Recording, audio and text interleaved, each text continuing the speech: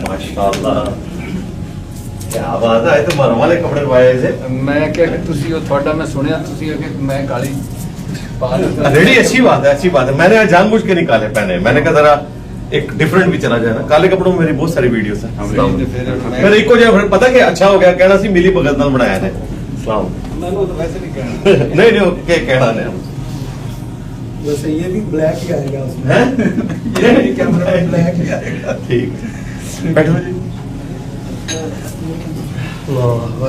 मैं गड्डी च बैठा ते सोचा कि वाइट पावा के गाली पा फिर मैं कहता ठीक है असल में ना डिफरेंट भी होना चाहिए मैं इस हद तक ख्याल रखता हूँ कि जितनी पॉडकास्ट रिकॉर्ड होती है पिछले मैंने कौन से कपड़ों में की थी कौन सी पगड़ी में की थी मैं उसको चेंज करता हूँ पिछली बार मेरी ग्रीन और ब्लैक पगड़ी में थी आज मैं व्हाइट पहनूंगा और यहाँ बैकग्राउंड रेड था आज हमने ग्रीन रहने दिया पहले मैंने को रेड कह दिया था मरम की ऐसा मैंने कहा नहीं वो फिर डबलिंग हो जाती है वो डिफरेंट नजर आनी चाहिए एक पॉडकास्ट से दूसरी डिफरेंट हो अब कई लोगों को मैंने चार अगर दी है मुख्तलिफ औकात में चारों दफा मैंने कपड़े भी और सेटिंग भी उसकी चेंज की है ताकि ये ना लगे कि ये एम स्टूडियो रिकॉर्डिंग करके तो उठ गए।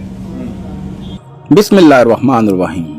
मेरा नाम है मोहम्मद फरहान कुरैशी और आप देख रहे हैं मेरा YouTube channel Jhelum academy Mohammad Farhan Qureshi. आज हम आपको दिखाने जा रहे हैं एक न्यू पॉडकास्ट की हाइलाइट्स जो कि रिकॉर्ड हुई है थर्सडे को यानी जुमेरात के दिन बामुताबिक 3 जुलाई 2025 को जहलम एकेडमी में।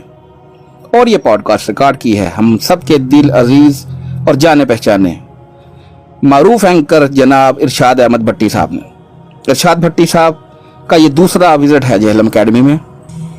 इस दफा मुहर्रमुल हराम के बबरकत महीने की बदौलत करबला अहले बैत और मुहर्रम से रिलेटेड हर एक टॉपिक डिस्कस किया गया।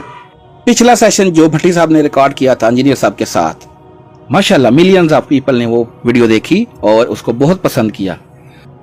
भट्टी साहब जिस वजह से जाने जाते हैं जिस तरह वो दलेराना सवालात करते हैं यकीनन इस दफा भी उन्होंने उसी तरह सवालात रखे और इंजीनियर साहब का बेहतरीन इल्मी गुफ्तगू का पैकेज है ये वीडियो। उम्मीद है आप सबको भी इस पॉडकास्ट से बहुत कुछ सीखने का मौका मिलेगा। तकरीबन 1.25 घंटे के करीब यह सेशन हुआ है। हम आपको उसकी चंद झलकियां बिहाइंड द सीन दिखाएंगे और इंशाल्लाह ताला बहुत जल्द भट्टी साहब अपने चैनल से इस वीडियो को अपलोड कर देंगे। लिंक उसका डिस्क्रिप्शन में दे दिया जाएगा। तो आइए प्रोग्राम की तरफ चलते हैं। जज़ाकल्लाहु खैरा।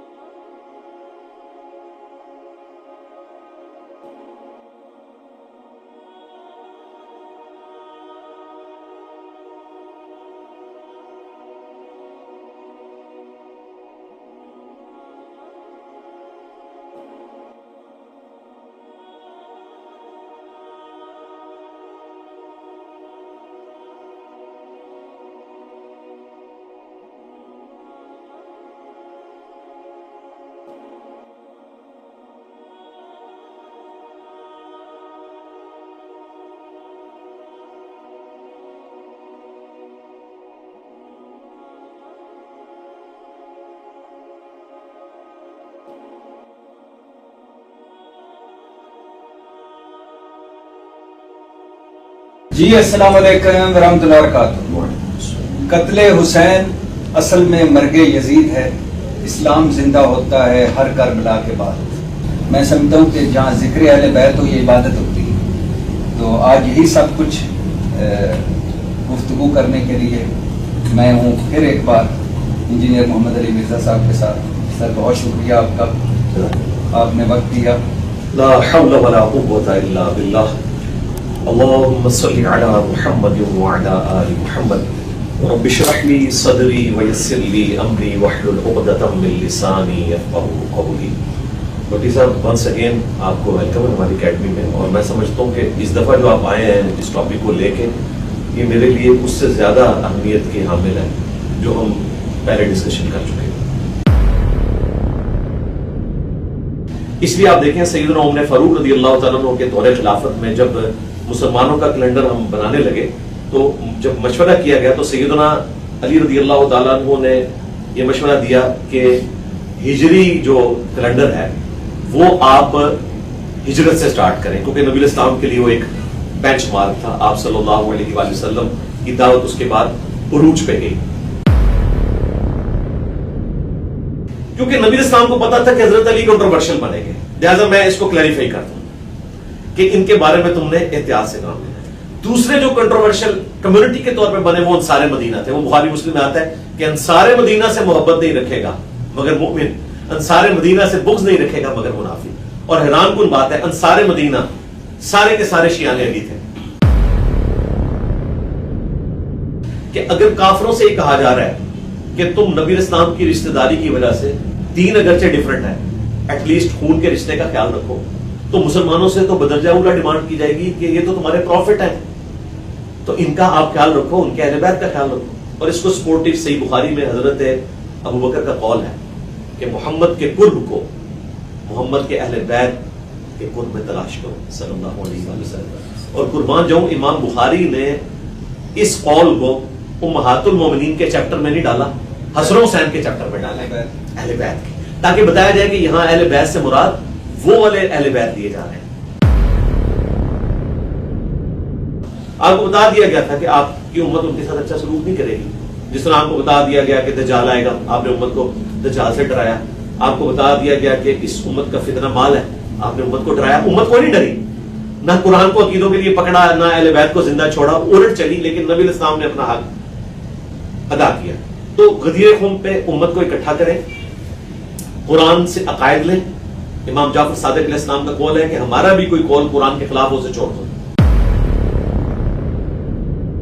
ऑलरेडी अपने ऊपर इल्जामात के जवाब देता रहे, तो फिर मैंने अपने आप को ज़हनी तौर पे तैयार किया।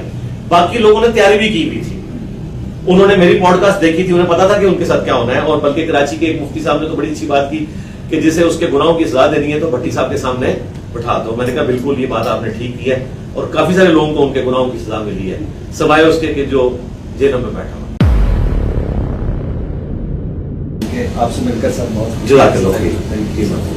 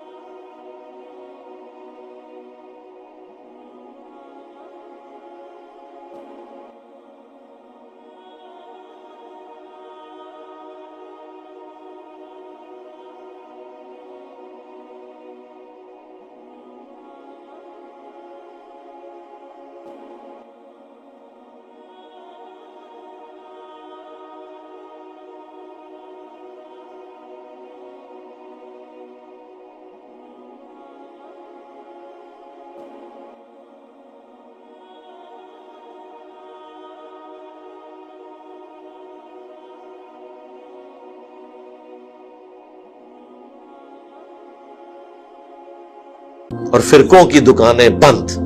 The damage done.